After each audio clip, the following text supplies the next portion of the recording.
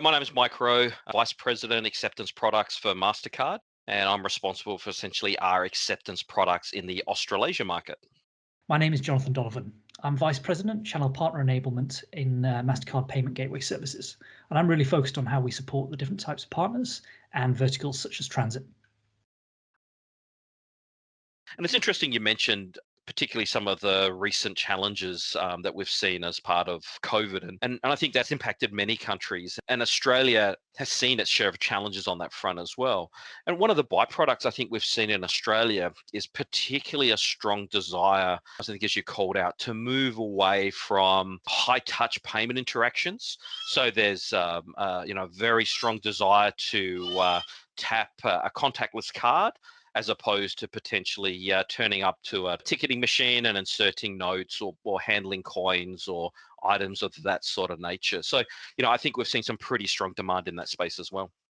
And I think it's a great point around the ticket vending machines as well, because I think there's so many touch points, especially in early 2020. We were reminded about quite frequently how many things we could touch and how that could impact our health and safety, whether it's touching a door handle, a machine, or whatever that was. And it's kind of interesting separating out the aspects of touchless transit and touchless ticketing as well, because even though you might have a smart card, notionally when you're thinking of boarding a bus and then just tapping at a reader or tapping through a gate, you might not think of what you're not touching anything there. But when you're going to perhaps reload it or buy it, there can still be a ticket vending machine in place. And I think that's been the real benefit with contactless cards as well and phones, devices.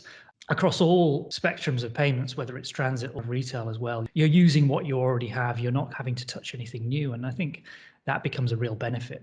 And I think from what we've seen in the growth and maturity of the transit technology that underpins all this as well, because you've got schemes levels that are enabling these particular nuances of transit to be supported. I think it's maybe worth us touching on some of those in a second, but also the functional layers that are being put on top of this for things like account-based ticketing, which allow these taps to be collected and then rolled up and charged over a period of time, bring some great benefits around kind of fare capping and a huge amount of equity there and usage. So you can kind of travel around using your card throughout the day, but know that you're only ever going to get charged the maximum fare for that day and no more.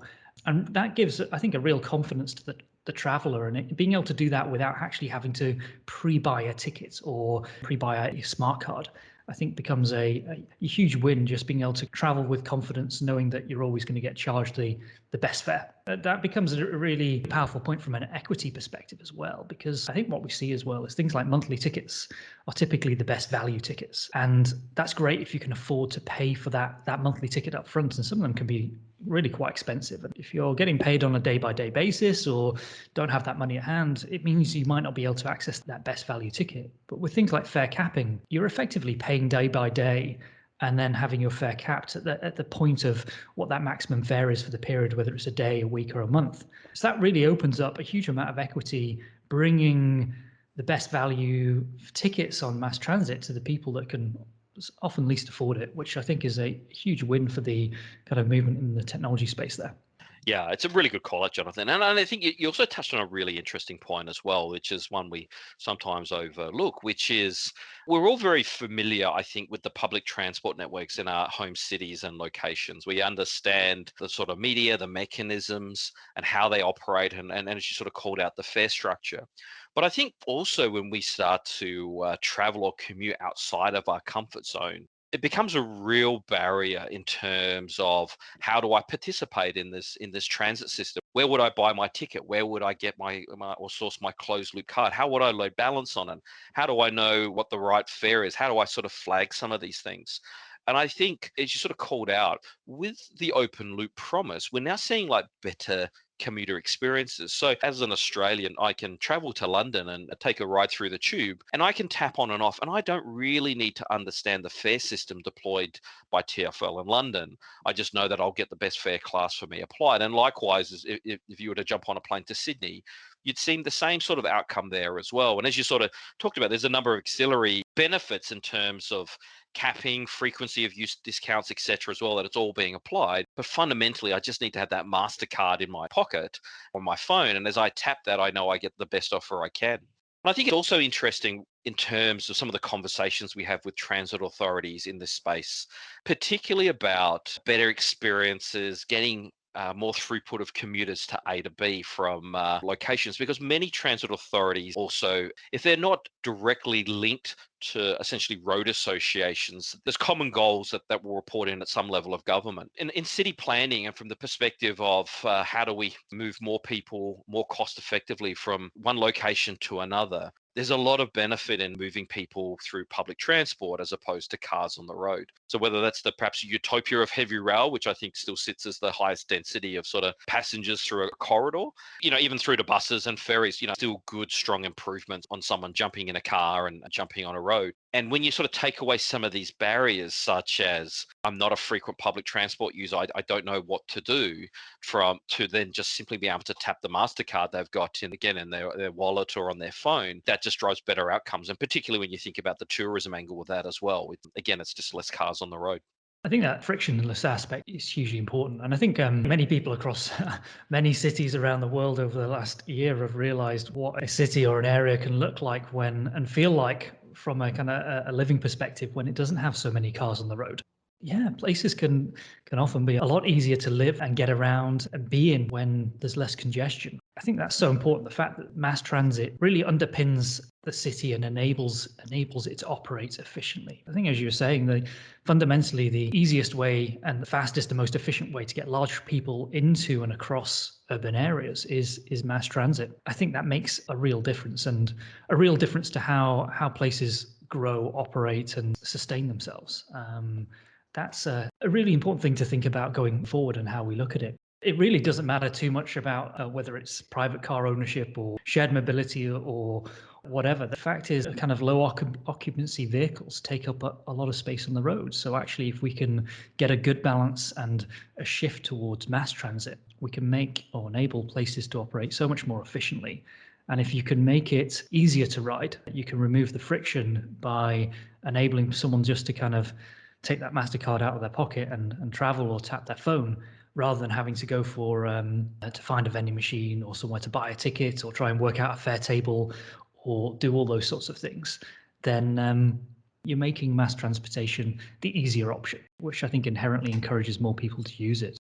Yeah, and it's a good call out, Jonathan, because and I welcome your thoughts in terms of Europe, but it's a real pushing point I think we're seeing through not only Australasia, but the AP market where I'm often involved, which is the proposition for deploying open loop and what MPGS can bring to the table. That's well understood, that there's no questions or doubts as to how to take that forwards. But a lot of the conversations we're now becoming involved in is around exactly broader connected experiences and better payment experiences that sit behind that. We had a particularly innovative minister in Australia not so long ago just talk about his dream or his vision of a transport subscription that includes not only public transport journeys, but also partnerships with private journeys as well. That feels like it could be the next evolution in terms of transporters bringing all that together in a seamless way and a seamless experience. And obviously, we're very well positioned from an MPG's point of view to support those narratives and those agendas. I don't think they're too far away where we see some material trials of that public-private partnership spring to life. Obviously, there's some trials you've seen through Europe. I'd welcome your sort of views on that as well. Yeah, I think it's definitely been a hot topic, hasn't it, for the last few years now, this concept of mobility as a service. But I think, as you're saying, the key thing there is, what's the key underlying need? It's enabling people to get from where they are now to where they want to be as easily and as effectively as possible. And yeah, often that isn't using your own car or a private car. It's about connecting journeys and connecting in a more seamless way. And I think from everything we've seen to moving all this power now that sits in our pocket with our mobile devices and being able to plan these journeys and know what traffic is going to be like and know when the next train or bus or service is arriving, gives us so much capability around being able to plan what's the right way to travel now.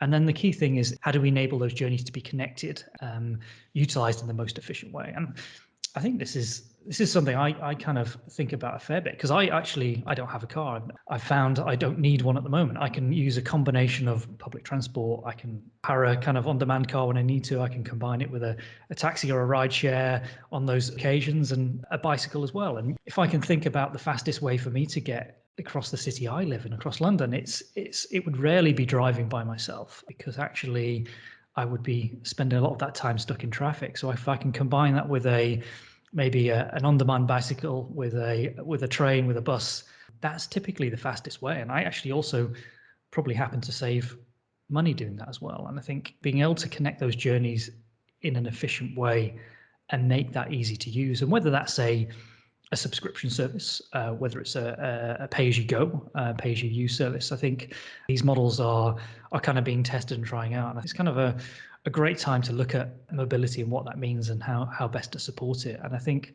different solutions are going to play out in different places depending on the needs and the infrastructure in the cities. But I think it's fundamentally about, how do I make using this combination of services as easy as possible? And if that's combined into subscription, great. If it's pay-as-you-go, great.